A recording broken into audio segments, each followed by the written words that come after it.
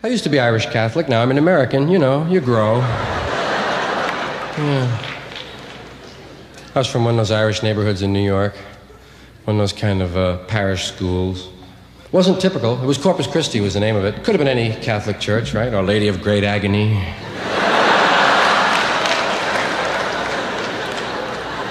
St. Rita Moreno. Our Lady of Perpetual Motion. What's the difference? What you call it, you know? The church part and the neighborhood part were typical, but the school was not.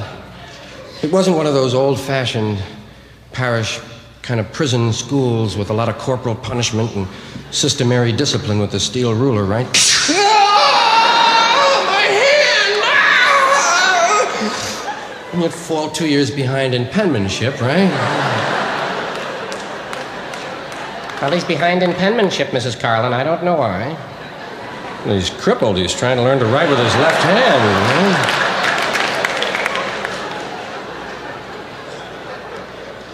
We didn't have that. Somehow I got lucky, you know. Got into a school where the pastor was kind of into John Dewey and progressive education, and he talked the diocese, into experimenting in our parish with progressive education and whipping the religion on us anyway and see what would happen with the two of them there.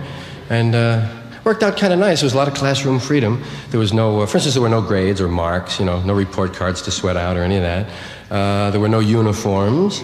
There was no sexual segregation, boys and girls together, and the desks weren't all nailed down in a row, you know.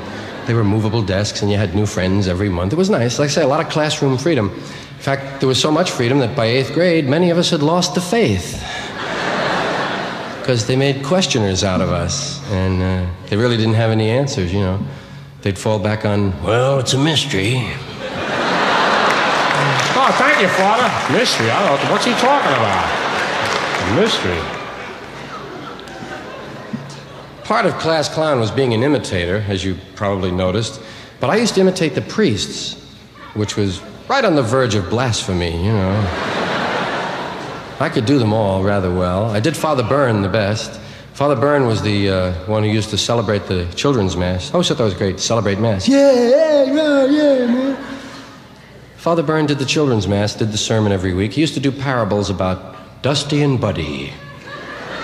Dusty was a Catholic, and Buddy was not. And Buddy was always trying to talk Dusty into having a hot dog on Friday. And I could do Father Byrne so well that I often wanted to do him in confession, you know?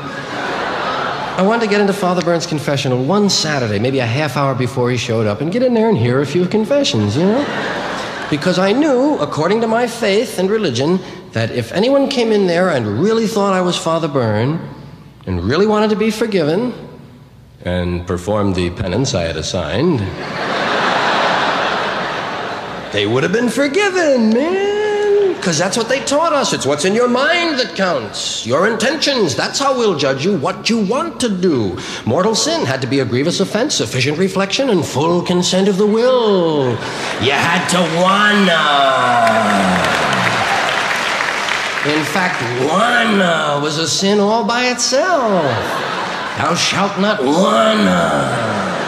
If you woke up in the morning and you said, I'm going down to 42nd Street and commit a mortal sin, save your car fare. You did it, man. Absolutely. It was a sin for you to want to feel up Ellen. It was a sin for you to plan to feel up Ellen. It was a sin for you to figure out a place to feel up Ellen. It was a sin to take Ellen to the place to feel her up. It was a sin to try to feel her up, and it was a sin to feel her up. There was 6 sins in one feel, man.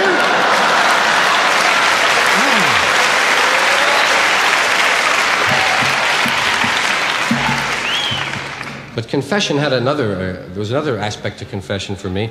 Our neighborhood was right between Columbia University and Harlem, Juilliard School of Music, Grant's Tomb, 2 seminaries, Jewish Theological and Union Theological Seminary. I said Harlem was there, and then to the north, a Puerto Rican and Cuban section. And as Puerto Ricans began to move into our neighborhood, the diocese, in a rare display of tokenism in the early 50s, sent one Spanish priest, Father Rivera, to hear Spanish confessions. And all the Irish guys that were heavily into puberty would go to confession to Father Rivera. Because he didn't seem to understand the sins, you know? Or at least he didn't take them personally, you know? It wasn't an affront to him. He was no big theological harangue. He didn't chew you out. He was known as a light penance. In and out, 3 Hail Marys, you're back on the street with Father Rivera, man. Boom, right? Boom. You could see the line move. That's how fast he was working, right?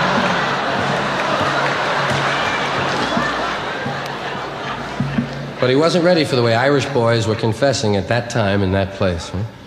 Oh, bless me, Father, for I've sinned. I will touch myself in an impure manner.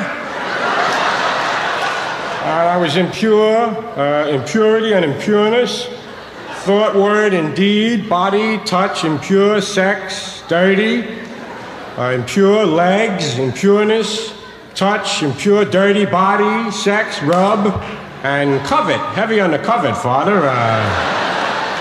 That's okay, man. 3 Ave Marias.